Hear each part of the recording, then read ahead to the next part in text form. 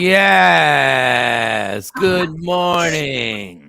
Happy Wednesday. Happy hump day to all those who made it to another hump day. God bless you. We have a guest today, my man JP Justice, because J Black needed another mental health day. Now, listen, everybody needs another mental health day. You got to respect mental health. If y'all see how many pills I'm on, understand I respect the mental health game. I get it. But there comes a point where J Black is pushing this. J Black, we're gonna start calling J Black Kyrie Irving. We're gonna start calling J Black comes to work when he feels like coming to work. Then when he comes to work, he said he doesn't want to produce the show. We love J Black, but we're gonna have to have an intervention, just like y'all did me a bunch of times. So anyway, he ain't even put no content. He ain't put no content. He ain't even said no story. He just said I'm not gonna be here. I need a mental health day. And then I woke up late. Then I forgot JP is doing us a favor. So JP, because I can't control all that stuff, I don't do that stuff. I still use calculators and stuff. I don't do all that pressing buttons and doing things and making noise effects and stuff, and content comes on the screen and then the squares change. Jay knows that. Look, that I don't do that. Yes. I could do it when I was on radio, terrestrial radio. But for me, just this laptop, the Zoom, this StreamYard thing is just look, I just screwed something up already. Wait a second. Hold up.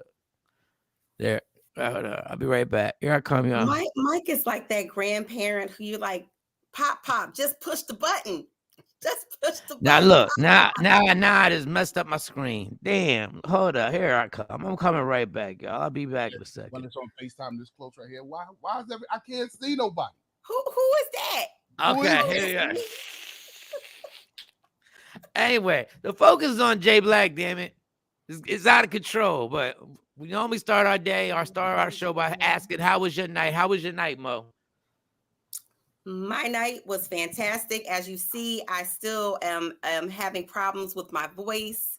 I got it back a little bit, but last night we celebrated on YouTube with our brand new international president and a lot of our executive board members for Zeta Phi Beta Sorority Incorporated, Dr. Stacy NC Grant, and it was amazing. We did it with these guys called Super Mix Entertainment. Right. And it was like a crossover between a party and a game show. It was dope.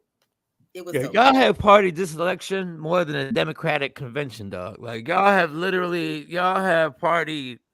Y'all had Mary J. Blige, Hezekiah Walker, and then I thought that was it. Shout out to her. We had her. And then y'all gonna hit another party again. Like when does somebody get to work in here? When does somebody get to work? So Zeta work is 24/7. Just to be clear, there's never a break from that. But every sitting president needs a celebration to welcome them into their seat. And because of COVID, they had to switch it real quick over to virtual, and they left nothing on the table. Wait, because of COVID, y'all just did a Mary J. Blige concert. Yes, but we just came back from a big conference, so just to take precautions because there was some issues or whatever in the city.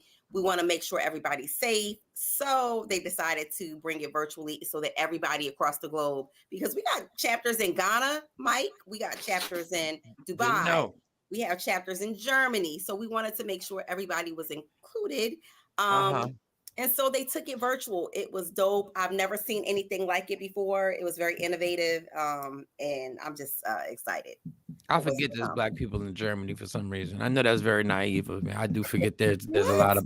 I do. Germany. I know. It's dumb. It was dumb. It was a dumb thought process. But I was like, wow, they got black people. They got black people everywhere, Mike. I don't know why I just let that thought out. I shouldn't even admit it that I thought that. They actually love black people. All right. So is the party over yet? Is there another function tonight? Is something else? So there's not another function tonight, but there will be multiple celebrations and multiple things happening as they create new programming and as they move forward with the new administration.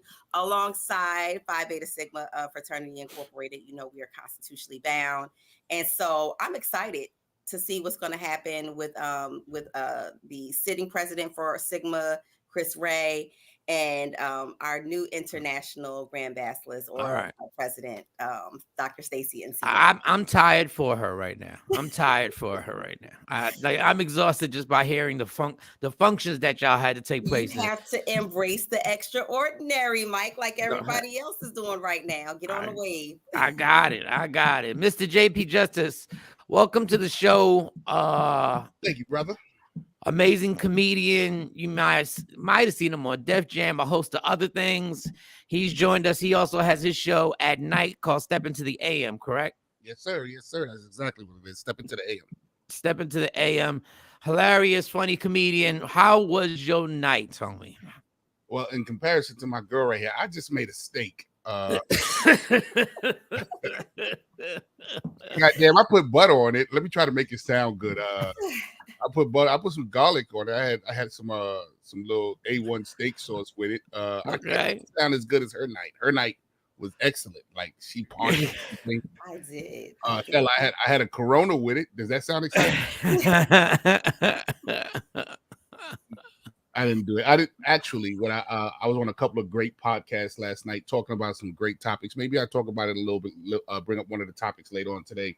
But we had some great topics with men, like men actually sitting there talking about great topics. So that's what I did last night. Oh, that's what we need. That's what we need. Men talking about topics without being judged by women. Well, you know what? We're gonna get into those. We're gonna get into those topics. I found something out that my mom does. And it might be just interesting to me. So I want to warn the audience that sometimes I'm going to take a selfish moment, but this is different.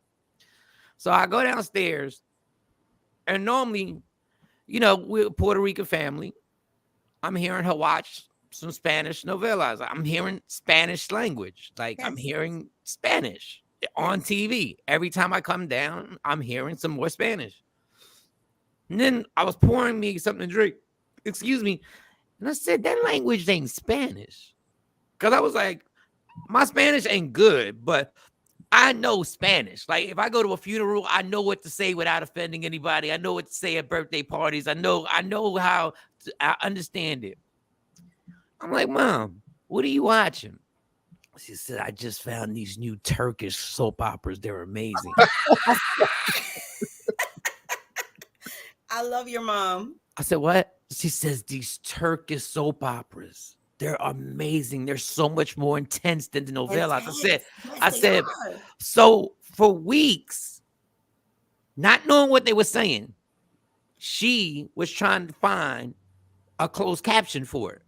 But without the closed caption, while they're still speaking Turkish, she was interpreting the plot, which ain't too hard if you're watching a soap opera, just by watching. But she, it's not like she learned Turkish. She still didn't know what Turkish was. Until she finally found the button to play the closed caption. So now she watches Turkish soap operas in Spanish. And to me, that's hilarious. Hilarious. I love it.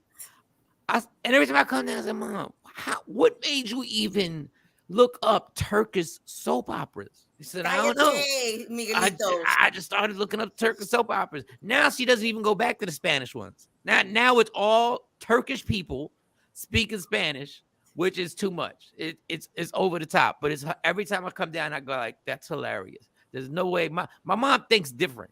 She's always thought different. And I'm like, all right, well, knock yourself out. But it was hard enough just to come down and hear Turkish. Turkish is not a pretty language. Like, Turkish isn't a fluent, like, a little flowy, rhythmic. Turkish is kind of harsh. But at least she got it on Spanish, or I got a hola every once in a while. So anyway, that was my little story. Is she reacting with the soap operas? Is like reacting, like physically understanding who the villain is while it was still in Turkish. Yeah. She could tell me who the villain was. I was like, but what made you do it? Like, what made you just decide to go? And then she found it on Netflix. I didn't even know Netflix had that. Yes. I didn't even know. Yes. So my mother used to love the soap operas. What soap operas was good when we was growing up? My mother used Young and the Restless. What General channel? Hospital. Yes. All My Children. Oh my. All Yeah, My Children. all my children. Ryan, I'm hope. I'm old, so Ryan's Hope would start. Yeah. Then Guiding Light. Guiding and Light. Guiding Light was on NBC or CBS, because all that was on CBS. And then One Life to Live in General Hospital. I used to sit there with my grandmother. Once again, my grandmother who couldn't speak English. We'd sit there and we'd watch that and then watch The Price is Right. Some of those characters are embedded in our brain forever. Like Erica Kane, to me, Yes. is a real person. Erica Kane is a real person. No, Erica Kane is a real person. I don't care what her real name is. She's Erica Kane. Like Luke and Laura. Like I saw Luke on something else, and he tried to play. Luke and Laura was just right. It didn't feel right. Like when they got married, that was a turn up when Luke and Laura finally got married. Now, if you guys are older, you just have younger, you just come to Google what we're talking about. Just trust us, it was good.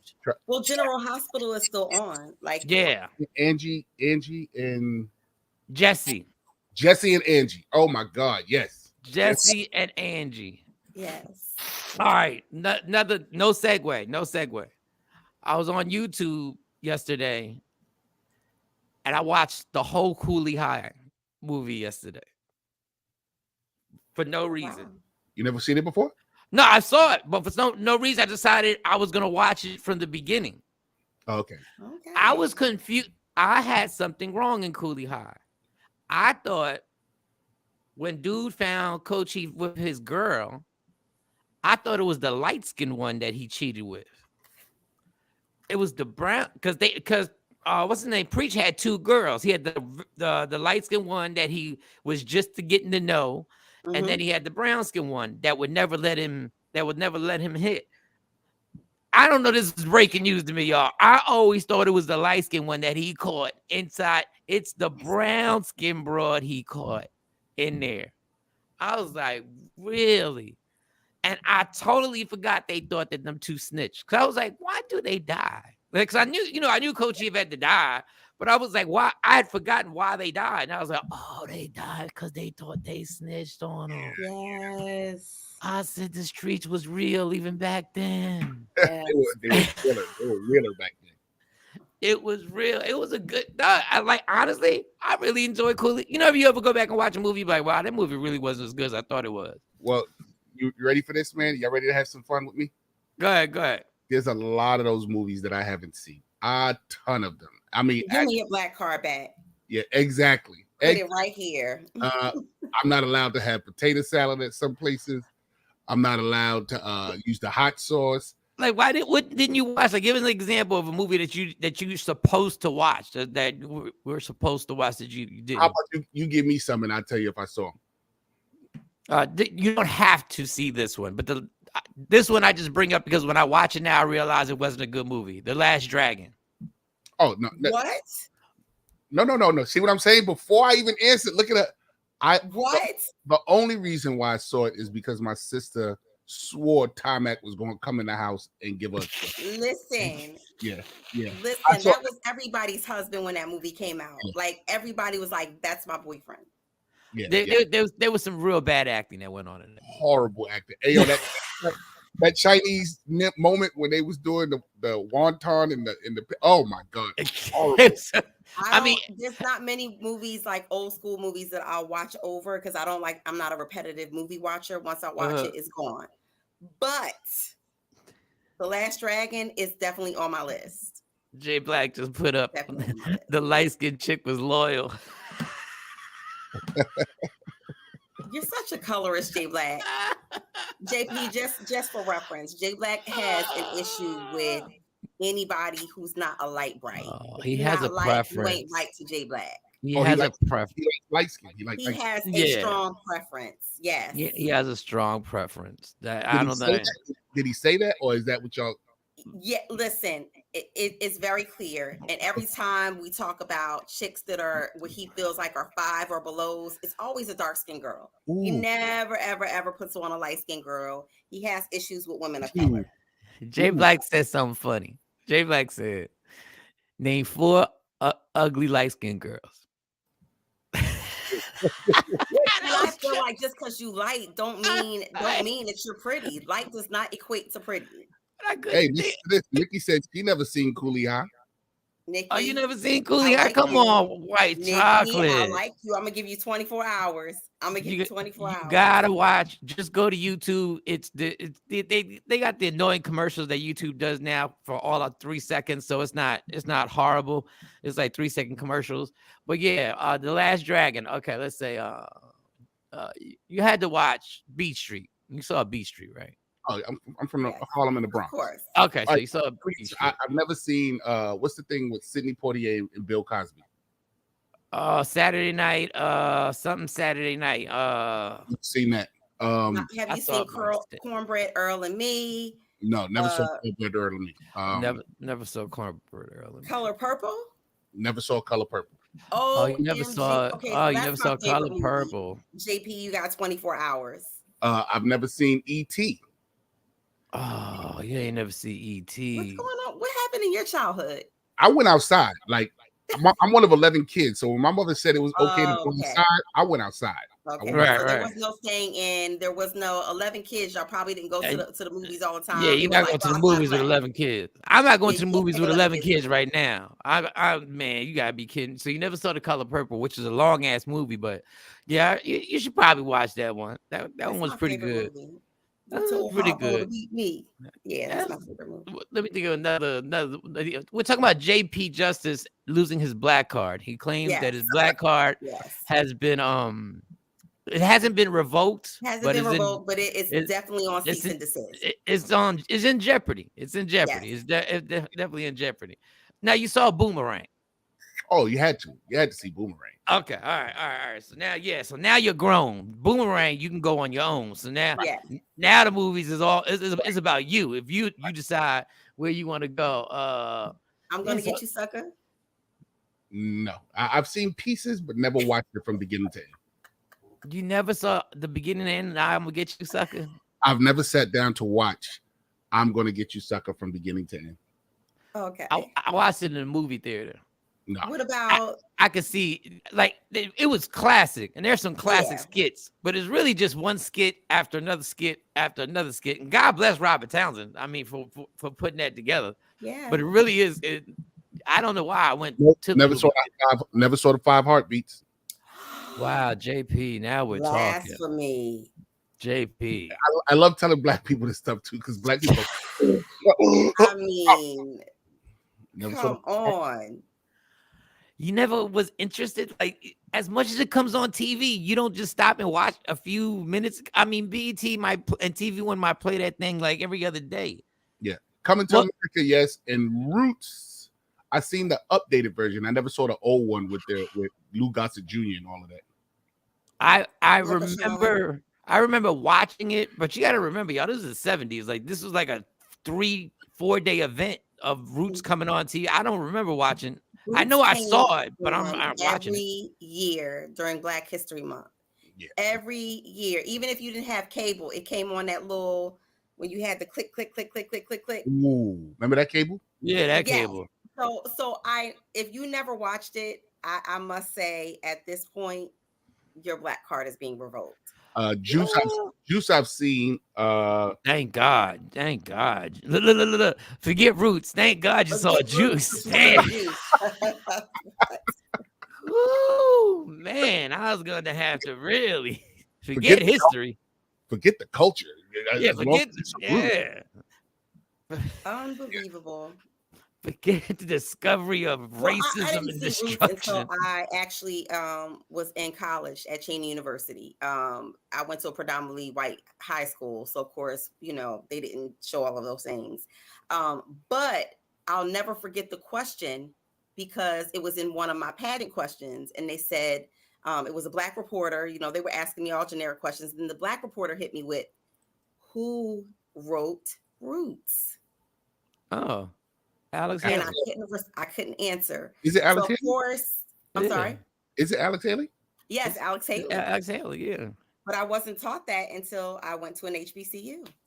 Wow. I just remember seeing the book when they would show and when the movie came on, the book would come on. That's the only reason. Trust me, because I wasn't reading that book. I wasn't gonna read the book, but I had to read the book first. I read the book in college, and then of course you one of those people that read the book. Like when people see a movie, they go, "I read the book. The book is much better." I hate that. If you went to an HBCU, you know, like yes, you read those books. Which was one of those books that we were made to read. The book went more in depth. The book had They always said. It does. I remember I had a joke. I said I hate when people say exactly what JP said. You know, the book was much better. And every time we went to the movie, this chick would always say that she would somehow read the book. I said, you should stop fucking reading because you're messing up these dates. Like, stop reading because the movie would be a lot better if you would stop reading the original. Sometimes the remix can be better if you've never heard the original. I hate subtitles on my shows because now I gotta read while watching. Can't do both at the same time. Can't do them both. There was a movie that I went to. It was a kung fu movie that was a real crossover movie that was all subtitles. And I remember for the first 20 minutes, it was a dope movie too. What is the name of that movie? It might have won awards in the whole nine. There was a scene. Oh, I'm a boy out of that. There's a scene in it where these two, they're looking at each other and they're about to fight, but they play the fight out in their mind. They both play it out and they only move once and the guy kills them with one shot after they've played out every single move. Anyway, yeah, subtitles suck. Subtitles ain't for me. Black and white movies ain't for me. Even good black and white movies, I'm not into black and white movies. On the Wu-Tang Clan album, they said, "Hey, yo, Meth, where my Killer tape at? Yo, Meth, where my Killer tape?" So I said, "Let me go watch Killer." It's a subtitle movie. God, I hated that movie. Listen, and the only reason why I forced myself to watch it is because Wu-Tang said, "Yo, I'll get you 4 more Killer tapes." I sat there and watched this whole show and either missed the reading and don't know what they said or watched it and didn't know what they was. I mixed it up, bro. So I got to watch it again. I probably have to watch it 2 more times, but I can't read and watch at the same time. I'm not a subtitle reader. Let me see what other movie. Did you watch Dead Presidents? Yeah, my porn had subtitles. Did I say that out loud? What? Did First you have to read the oohs and the ahs and the that is so distracting. That is. What? I hate when people started that sexting stuff. Like, you really think I can concentrate and figure out the words that you and I hated that. I mean, just FaceTime me. Jesus, what are we doing here? I've seen so many Chinese film subtitles. This is norm for me. Afro Queen, we didn't know you were that big martial arts movie person. I assumed that everybody read like the subtitles, especially if you watch Netflix movies these days. Like, you got to watch you got to read the subtitles. What was the? Go ahead, JP. Go ahead. I said my daughter does that. She or if you turn on any television in my house, the captions are on all the channels. And I go, "Why do you do that?" She goes, "Because I want to read what they're saying." And I'm like, "This, you're taking the fun away from the movie. Just watch the explosion. Who's really paying attention to what they're saying?" Anytime I put closed caption on, when I was at the house and the kids would be, I didn't want to keep the TV too loud or whatever. And with sports, I can normally do that. You saw Dead Presidents. Let me see. Give you one more. See, you obviously saw New Jack City. I had to. All right. As you dig deep into the stack, like every once in a while, you'll hit one of those on me, and I'll be like this. Like my boys can't stand asking me. Nah, don't ask him, yo. Don't ask him. He ain't see it. Loving basketball. Nope, never from beginning to end. Other than Wesley Snipes, was New Jack City really a good movie? Well, I'm from Harlem, so right. Nino Brown is actually Nicky Barnes. Right. And, they exaggerated the part, and the Carter was actually on 146 between 7th and 8th. So I do know of the places that they're talking about. So it was entertaining for me to watch like that. You know what I'm saying? Yeah. That's weird because I just started watching the documentary on Supreme. That Nas and Mass Appeal. And I just started watching the she said The Wiz. I can't remember watching The Wiz from beginning to end, but I think I've watched so many pieces that I probably can snap it together. But I've never sat down and go, "Let me watch The Wiz." After Michael Jackson's "You Can't Win," all the rest of that to me looks real. Oh my God. Never saw Belly. Minister Society I saw. You never saw Belly. Never saw Belly. Wait, I take that back. Was Belly the one where Method Man went to go sell drugs and like Yes. Memphis? Yes. I was in that state. I was in that state watching that movie with a whole bunch of black people. When Method Man came through, I heard this is all I heard in the theater. F those New York MFers. I was like this. Yeah.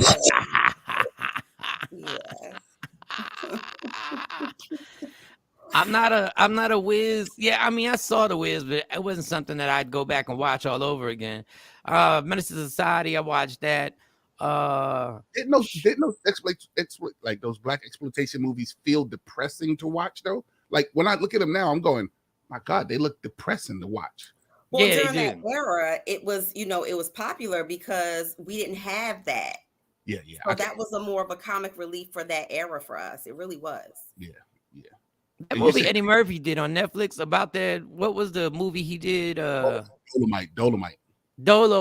I thought they did a good job with Dolomite. Wonderful job. Yeah. I never saw the original though, but Dolomite was gay. Wow, you ain't lying when you say no segues. No pause. No segue.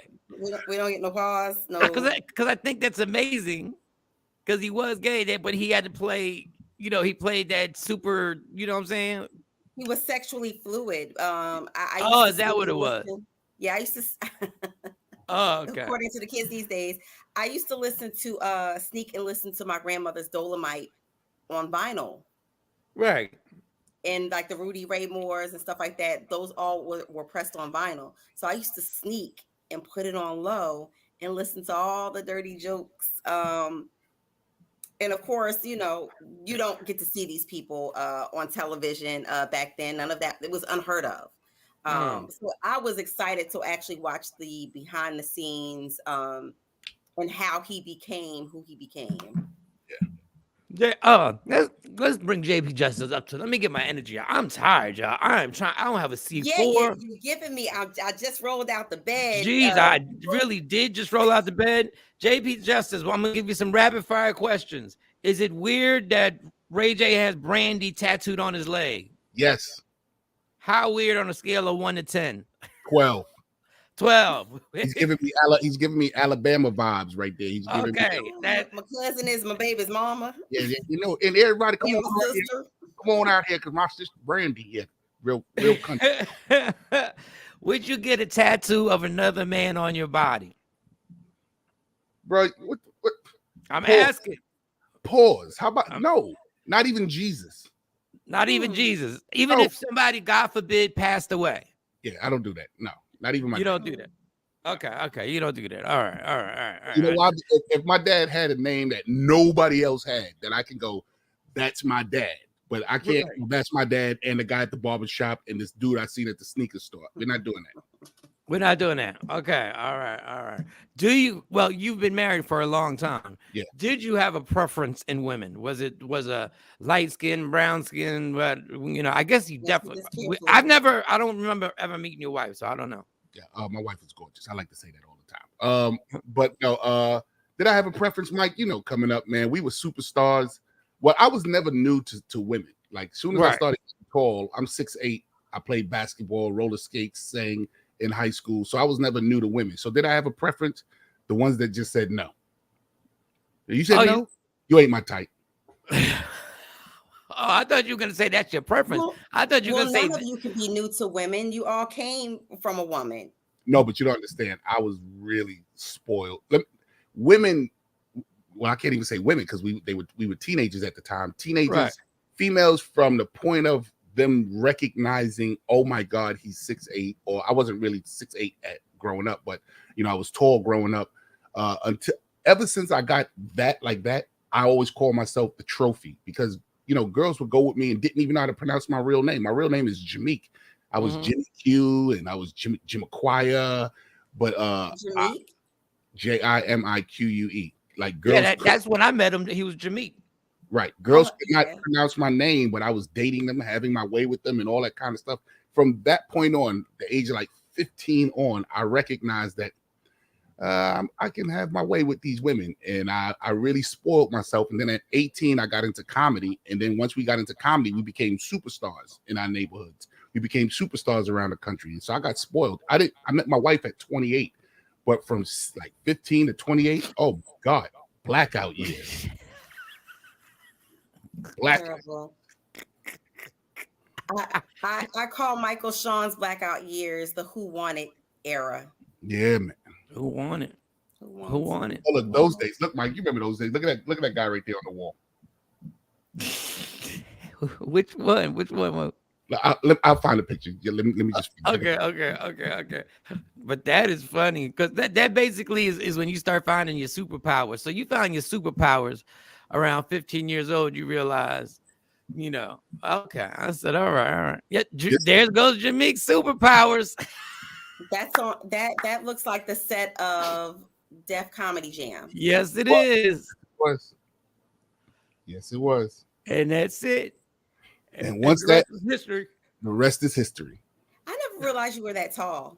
Yeah, 6'8". I spent a lot of my 30s apologizing for the man or the boy that I was before. Like girls would run up to me and they would say things, and I'd be like, "This, oh my God, I apologize." Like I didn't recognize the how wild I was until on when they started telling me about it, and then I used to go, Jesus Christ. Yeah. All of a sudden you got to take a shower. Like, let me go upstairs, take a shower. I'll be right back. I really did that. Like, for real. Stacey Mitchell said over 6 feet used to get me all the time. Listen, Stacey Mitchell, calm down. Stacey, watch your mouth. He just got excited. He just joined the show to help us out. No need to get me every time. All right, Stacey Mitchell. All right, so let's get into it, Jameek. I mean, JP. What was the topic? What was the comments? Topics that y'all were talking about with the guys? Oh, it's real heavy, bro. All right, so here we go. For those of y'all, shout outs to everybody who has kids. And like, I'm 52 years old now, and my final daughter, I have 4 daughters. My youngest daughter, and if anybody knows me, I never announce my daughter's name on air. It's 1 of 4, 2 of 4, 3 of 4, and 4 of 4. Because I don't know how creepy you are, right? Calling my kid's name out in the middle of the street. So 4 of 4 now is leaving for HBCU, Howard University. Yes, beautiful. Got great news with that too, man. She just got accepted into what's his name? Wakanda. Chadwick Boseman. Yes, his program. Just got accepted into that. And guess amazing. Guess who's leading her in that? Alicia Rashad. Alicia Rashad. Yes. Wow. Big. Shout outs to 4 of 4. But now that she's going, the last of 4, it's just me and my wife now. We're now empty nesters. Yeah. And I'm just starting to remember I suck at relationships. Now, my relationships have been buffered for the last 20 some odd years because I've been a father. So, you didn't have to look at me as a direct husband or, like that, because I've been a father or a home provider. But now that there's no kids now I have to get into my relationship with my wife. And I just realized I suck. And I have a lot of insecurities when it comes to relationships. You know what I'm saying? So I feel like these I don't know because I haven't been there, but I feel like these new insecurities, those old insecurities can resurface. So us guys as men, we're looking at, well, what do we look at relationships now? It's a whole different scheme it's a whole different theme when it comes to relationships because of how women feel about themselves now. So it all jumped off from that TD Jakes. Did you see that latest TD Jakes video? Women trying to be like men. That's why relationships aren't working. Right. So it jumped off from there. So where's men's place in today's relationship? Defining roles. Yeah, where's our place? You know what I'm saying? If women can do it all by themselves and do it blah blah blah blah blah blah, well, where do I fit in? Find something that I can seed into your life, so that this way I can. So that's where we were talking about yesterday. That's crazy, because I always say sometimes you can spend so much time with your kids that your girl becomes a stranger, and y'all gotta like take it from the top. It's almost like, so when's your birthday again? Yeah. Like when I think it's hard, because you're trying to raise a family, not to lose that. Like I don't think it's corny anymore when people say you should still go on dates and you should still do dating stuff. And every once in a while, you should just go get a room just to be just y'all two, and do whatever it is that you want to do.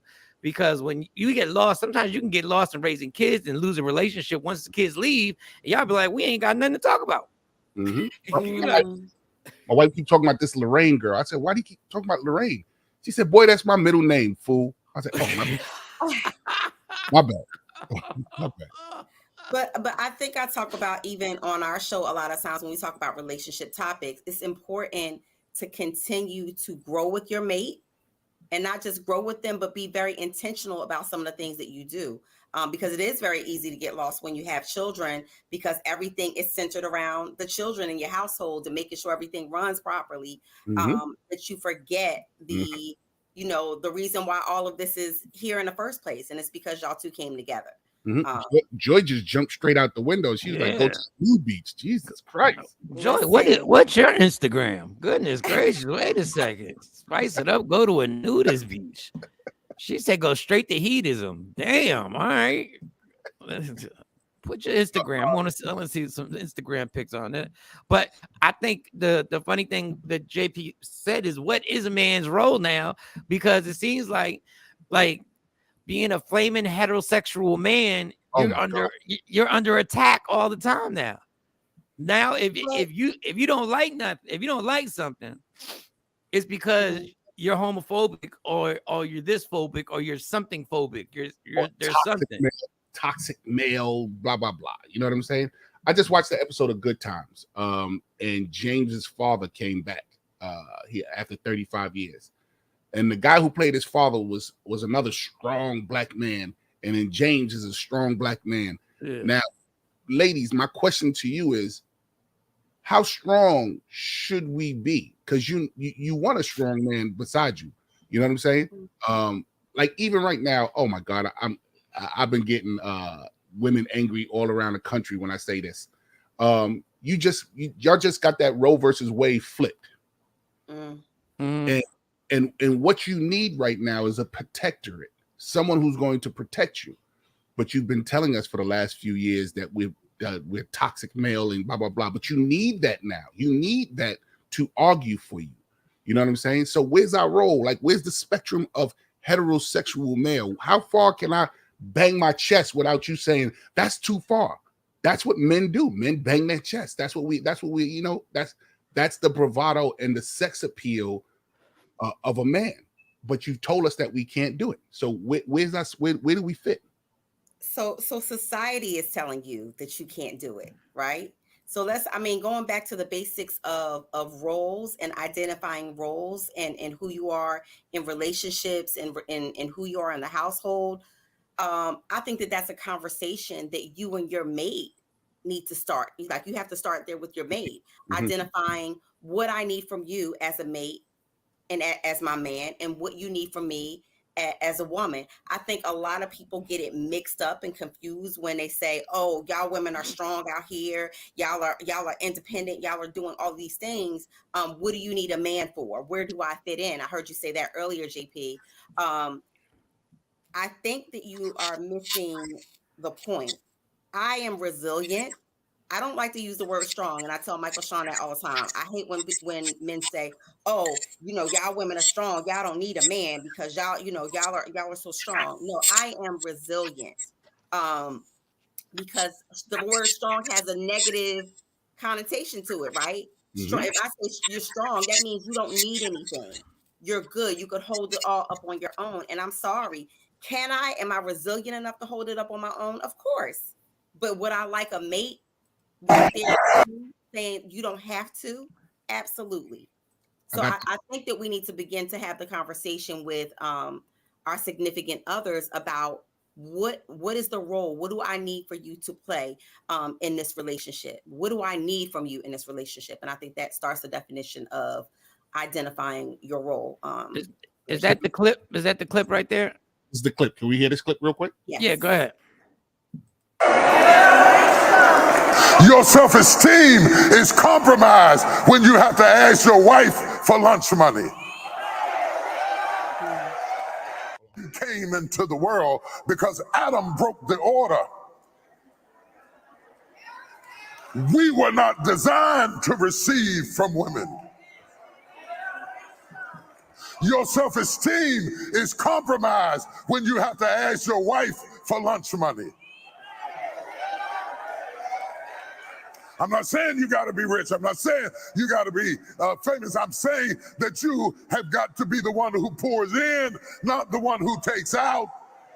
When Adam started eating out of his wife's hand, sin came in because the divine order was broken.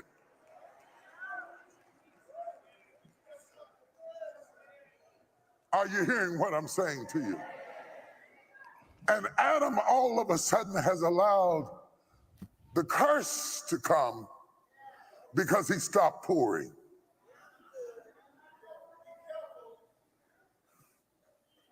Women, be careful about pouring too much into us. We are designed to pour into you. And you are designed to take what we pour into you and increase it and make it better. All right. Well, that you increase it, you can cut it off. Appreciate it, and you multiply it. Yeah, you can cut it off. Listen, TD Jakes, I love them. Look, I've done my part. I poured a lot into y'all. I done poured a lot into y'all. I've done my part, man. And you've multiplied what I poured into you. Yeah. But so when he talks about pouring into your mate, right? There are some things that are learned behaviors. Mm-hmm. And as a man, if you're pouring the wrong things into your mate, you can pour into anybody. Come on now. It don't mean that you're pouring in the right thing. Yes. You might not be pouring the right thing in my cup. So, and there lies where you talk about experiences with toxicity. You hear this big thing of, oh, men, they toxic, or, that's a toxic relationship. That's because they were not taught the right things to even be in that position to pour the right things into their woman. So TD Jakes, it's not that he's off kilter or, he doesn't he's getting it wrong. It's that he's missing the big part. And I didn't see all of the clip, the whole sermon, but he's missing a big part where it talks about where is the man supposed to learn how to pour into his woman or his wife or his relationship and his family the right way. If he grew up in a toxic household or a dysfunctional household where he didn't see that. I learned a lot of my dad was a blue collar worker, straight blue collar worker, straight up. He was my hero. My dad was my hero, but I knew that how he expressed love wasn't the right way. So growing up, I found my fathering mentorship through television. Cosby, right. Mr. Drummond, and the many other fathers that understood. The Cunningham's father, when he used to sit down, when he would finally, when he would give his, I found my understanding of fatherhood through those guys. So I understand when you say that, we learned wrong, or we learned in a toxic environment, and then what we're sowing into women is the toxicity from the past. Well, I'm saying that's how some of it develops, and I'm not even saying that it just comes from men, because women also have had negative examples of what they should allow, or negative examples of what the model of love even looks like. And I'm not even talking about, when you talking about pouring into your relationship, it's not just from a financial piece. Whether your mate is taking care of the household and making sure that everything is going well. I'm talking about the emotional piece as well. Are I you know. feeding your mate emotionally the way that you need, that the way that they need to be fed? Yeah, And again, learn behaviors. That, you know what I told my wife? I said to my wife, I said, "Can I buy you a dress and a pair of shoes?" Because I envision my wife wearing a certain dress. And she said yes. Mm-hmm. So I went out and bought my wife is so for the family that she forgets herself. Mm-hmm. So I went and bought her a dress that I know she could never wear to work. If my wife wear this, you wear the dress to work, woman, and there's a problem. And I bought her a pair. I know she doesn't wear heels, so I bought her a wedge. That's what they call them. Mm-hmm. Uh-huh. Yes. I bought her a wedge shoe and a pair and a dress, and I deliberately, not just deliberately, but I also felt this way as well. I turned it up. This is the spice that I'm trying to bring back in time. Oh, girl. Oh, my God. Look at that dress. Oh, sexy. Ooh. And listen, I think she's sexy in the dress anyway. But these are just the things that I'm bringing into my relationship to try to spice it up. Intentional.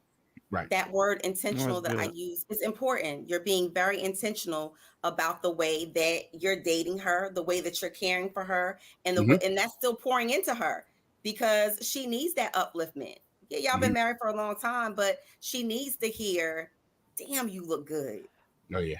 I just didn't know where TD Jakes was going when he said he ate Eve's apple out her hand. I didn't know where he was going with that. In other words, I was like, TD, not to dive super into. Are you telling me we're not supposed to eat the apple? Is that what you're trying to tell me? I can't pronounce her name. She said, "I grew up in a single parent home. I learned a lot from the Cosby Show as well, and my aunt and my uncle." I agree. TD Jakes, I believe we do have roles as marriage being in the partnership. Well, you have roles. We have to identify our roles across all environments, whether it's our personal life, work environment, or whatever. But in relationships, I think that it's an important conversation to have with your current mate, because with your past mate, because some people have been married twice, and what your past relationship needed and the role that you played in that past relationship may not be what your current mate needs. So I think that it's very important, and it's not just a one-time conversation, because we're always changing. Mm-hmm. So I think that it's an important conversation of, baby, what do you need from me? I just told my doctor, I said, I need to sit down with a therapist. I need to unpack. I need to unpack the first 50 something years, and get ready for this new life. Yes. Yeah, that's a good idea. It's exhausting too. I do it every week and it's exhausting. What up, Tam Tam? I'm about to start taking virtual clients.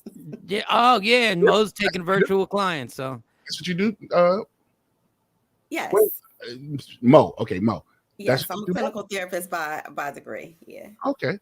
You take United Healthcare? Which one? The HMO or the PPO? I'm just playing. We can talk about that later. But yes, I do that.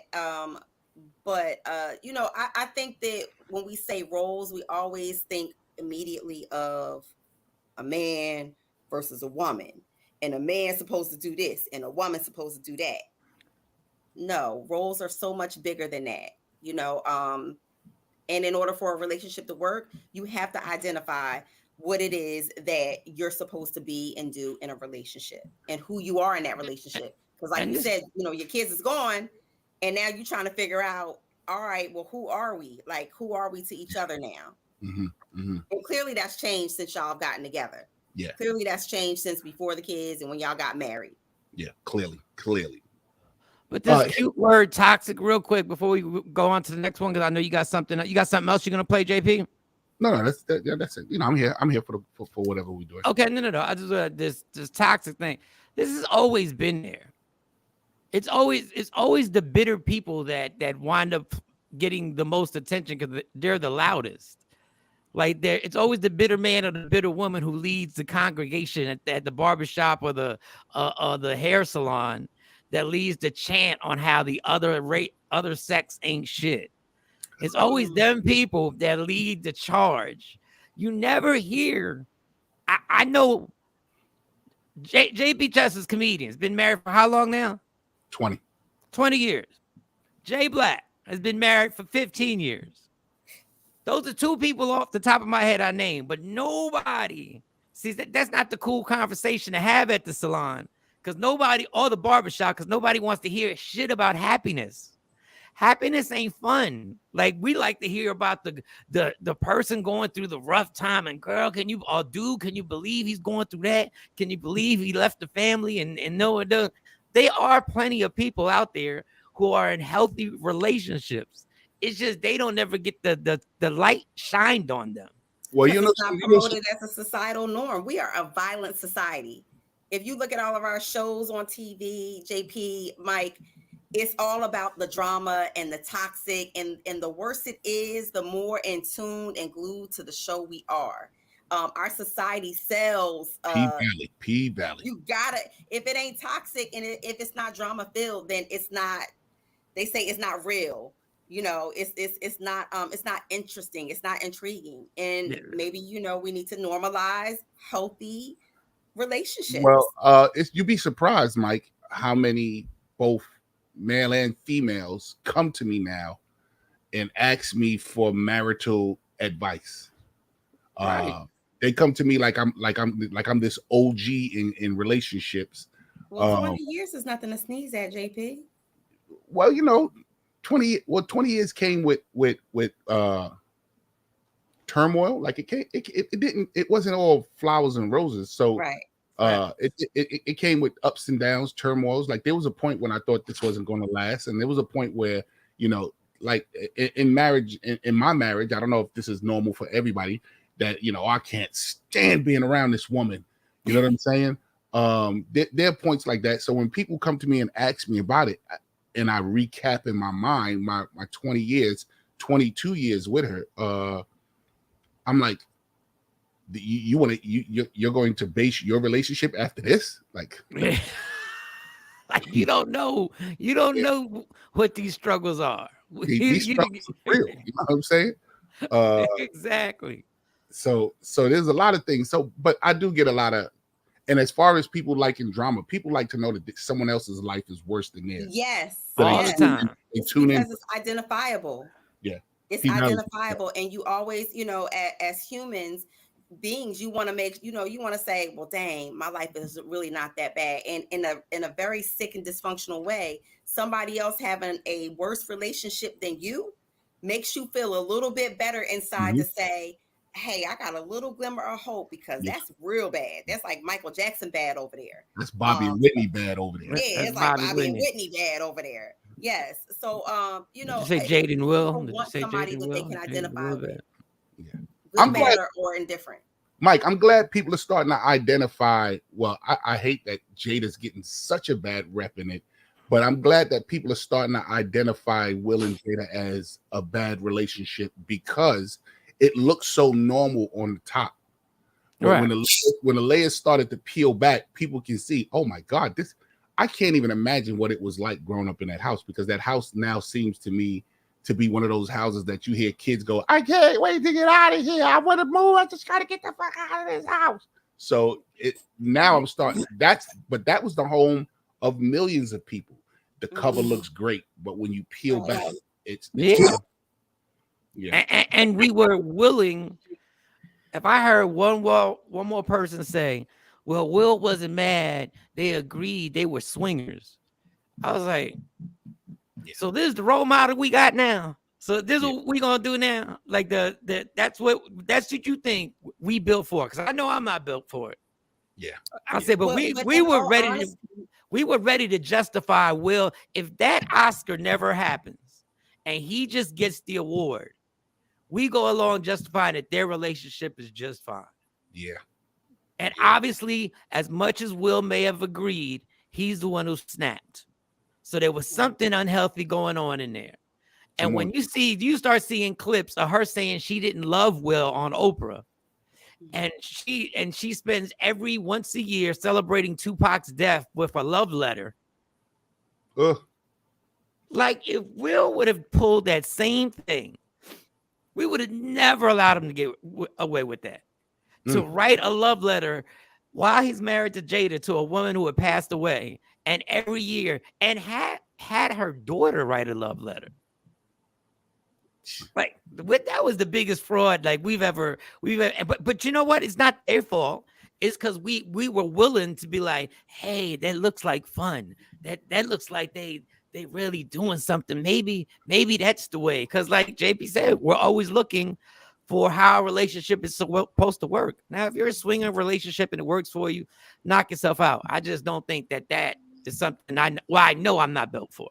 Yeah. And I think it's a very dangerous thing to start doing that in our society, because a lot of dangerous things could happen when jealousy starts popping off, especially in our culture. But what were you going to say, Mo? No, I was just going to say that, I don't think that we should look at anybody else's relationship as a goal point. Like that should not be, I want a relationship like that, because you never know what their challenges are. And you never know, like you were saying, what it looks like behind closed doors. I don't know any relationship that's not work. I don't know any relationship without some type of, negative experience, conflict. I don't know anybody's relationship that's perfect. So when you say, oh, relationship goals, because that seems to be the big thing on social media. Oh, relationship goals. Why we can't do that? What you're seeing is you're seeing 15 seconds of the highlights of a person's relationship. Yeah. That's not relationship goals. You didn't see all of the hours and hours and hours of edited, hell no, B-roll on the floor. You didn't see that. Yeah. We weren't supposed to see Jay-Z and Beyonce and Solange in the elevator. We weren't supposed to see that. We weren't supposed to see that. Right. Hey, Solange is a grandmother now. Solange is a grandmother? Yes. Her son had a baby this weekend. Oh, well, congratulations. Solange was always one of my favorites. I like Solange. Yeah, we all thought Jay-Z and Beyonce were relationship goals too for a long time. We're like, oh, man. Because we see snippets of the relationship. We see all of the highlighted great things. It's kind of like watching a movie teaser. They're not going to show you all of the dull, dreary, bad parts of the movie. They're going to pick all of the great parts out of the movie. Boom, bam, I got to go see that movie. That's going to be a great movie. It seems great. It seems lit. And then you get there and you watch the whole 2 hours and you like, man, I could have saved that money. Nope. Man, this was terrible. Man, this was horrible. Nope. You heard nope. You said, I heard this movie, Nope, was horrible. I heard the highlights was great, but you go and sit down for that movie and Nope was horrible. That new, what's his name? Jordan Peele movie. Oh, his new movie. They're slamming this movie across the floor. People are coming out of the theaters. Like, I've had friends that go, man, it wasn't worth it. Man, it was just 2 hours of just a whole bunch of nothing. Yeah, but I mean, relationships are like that. If a whole bunch of nothing. No, I'm playing. Into one of the relationship goal, oriented relationships that you see on social media, I'm pretty sure if you had a front row seat, that you would not consider that relationship goals anymore. There's always one thing, 2, 3 things that somebody puts up with that you would not. And vice versa in your relationships, where somebody will look at your relationship and say, oh, you guys are such a lovely couple. You look cute together. And then behind closed doors, if they knew what was going on, they would say, hell no, I wouldn't be with that person. Hell no, I wouldn't tolerate that. So, we have to be mindful of what how we put relationships on pedestals and realize that everybody is fighting some type of fight to get towards a good, happy place in a relationship. And JP, you said something very important a little while ago. You touched on the fact that it's important to like your mate. Yeah. Because we get so caught up in, oh, but I love him. I love her. But like that's all I want. All I want is to get along with you. Like that person. all I want is to get along with you. I'm so over soulmates and all that mad love. And you know what I want? How about we just like the same TV shows? How about we just do that? How about we just actually, when we're chilling on the couch, we can get along? Like, I have heard couples say, I don't like the way he chews. Oh my God. I don't like the I don't like the way I don't like the way that she put the this back in the refrigerator. You don't like that person. If you start picking out, I don't like the way they chew, I don't like the way they breathe. Well, they gotta breathe to stay alive. Like, those little bitty nuances in relationships. If that bothers you, you don't like your mate. Yeah, but that's when the build up. You don't like them. If something like that bothers you, it's deeper. Yeah, because it's the build up. It's the build up when you really start liking. You start going like everything you do irritates the fuck out of me. Everything you do irritates that person. Everything you do when when you get up and you walk across the floor in front of the bed, you walk too hard. Like you irritate me. Yes. Like even the way you drive. Why do you always go this way? I swear, this is the situation I was in. I was like, the fact that you make this right turn here irritates the fuck out of me. Like it's something. And it's not the right turn. It's not the right turn. It definitely wasn't the right turn. Nuances that are gnawing at you because deep down inside you really don't like this person. Exactly. And it's okay. Like, it's okay. But I think the where we go wrong is that we don't like each other, but nobody is bold enough to say, I don't like you, or I don't like you either. So now what we gonna do? Well, it's scary to a lot of people. Breakups are scary to a lot of people.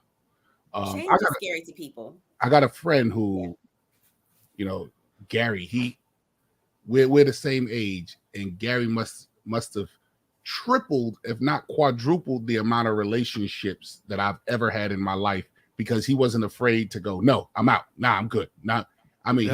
He's taking women to the altar, and then the following week, and this is for real, the following week, I don't want to be married no more. I'm like, my God, like, but what are you in search for? Like at a certain point, is it the outside or is it the inside? You know what I'm saying? So a lot of people stay together because they're afraid of that change. They're afraid to be alone. People are afraid to be alone. There are a lot of people who are afraid to be alone. There are a lot of people who feel like, I think one of the biggest ones is, well, we've been together for so long. Yeah, exactly. They don't want to start over. Sometimes I've even heard it's better to walk the dog that I know than get bit by the new puppy I don't. Those type of things. But it's still a dysfunction. It's still a toxic way to even look at relationships.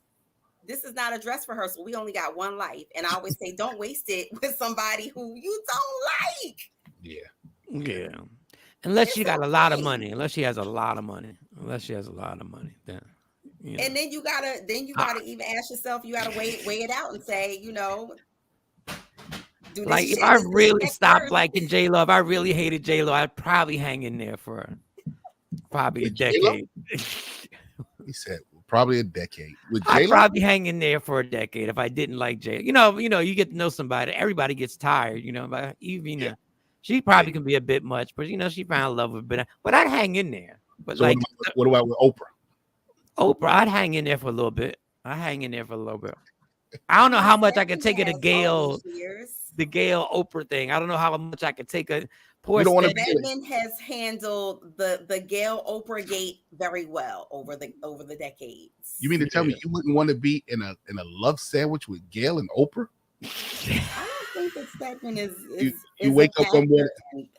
You don't want to wake up one morning and look on this side, see Oprah and Gail on this side, and all of y'all just naked and twined and the minds of men. No, hey, it does happen. I'm sure it's happened. I'm sure. Are you saying that Gail and Oprah have ran down on a dude before? Probably Stedman. I wouldn't be surprised. Allegedly. I'm saying hypothetically speaking, in that with that angle, with that situation at a house, I could see them having some wine, and next thing you know, I mean, is there anybody more famous? Really more famous than Oprah? Is there anything more weird than Hollywood and entertainment? No, happens all the time. Mike, what was that? Mike, what? The cheese between the wheat bread. And the cheese between the wheat bread, white chocolate. Terrible. But I mean, but it's just the concept of marriage is always, I get it. Why people think the concept of marriage is kind of crazy. Like, how many people are there in this world? What, there's 6 billion people, 7 billion people? I just saw that too. Yeah, I think 6 to 7 billion people. 6 to 7 billion people. And we picked a tradition that in amongst those people, you pick one person. Yo, that's not a lot of people for the size of this planet. Yeah. You would think it'd be a trillion or something like that, because China itself has got one of the billions. Yeah, one of the billions. But you pick one person and decide that person is going to be the only person you will ever be with for the rest of your life. That's a whole lot of pressure. All right, here we go, man. I'm going to get in trouble. Go ahead. I believe that monogamy is not healthy. I believe monogamy is what's hurting relationships. Now, don't get it twisted. We're in these relationships now because this is the relationship that we set, and this is the relationship that they told us about. But when you dig into our history and our ancestry, men, once again, and I know ladies that go like this, well, what about the woman? What about the woman? It wasn't meant for the woman because she accepts internally. Men were, if you can afford that other woman, you can have that other woman. Now, notice how I said that there's a responsibility in it. Like, Yes, I don't want people to start thinking that I'm saying just go outside and just grab anything. No, if you wasn't going to care for that woman, and if you wasn't going to take care of that woman, then you couldn't have that woman. That was the natural order. So now when, like you said, Mike, of 1 billion people, you're only supposed to have one. Sometimes that kills the relationship. I can understand, like I totally understand infidelity. I totally understand the part that makes infidelity wrong is that you wasn't able to communicate your point before the action took place. Yeah. And so to me, I think that with infidelity, that comes with, again, defining your relationship, and also picking a mate that their beliefs align with yours. There's somebody out there that actually would be okay with you having multiple partners or more than one wife, but you need to find her. And I think that where people go wrong at too is that you're lying about it. Like the infidelity part only comes in where you're not being honest, open and honest. It's not the act. It's not that you're being with somebody else. It's the fact that you're not honest, that you weren't honest about it. And that's exactly what I'm saying. And those are the conversations, again, that we are too afraid to have, because you'd be surprised where you're saying that it's not really meant for women to be out there saying who want it. Right. But there are a lot of women out there who their beliefs are aligned with yours, or not with yours, JP, but what you just said, in regards to they don't want to be with just one man. No. They may want to be with a person and have a relationship, but be fluid in who they are allowed to engage with.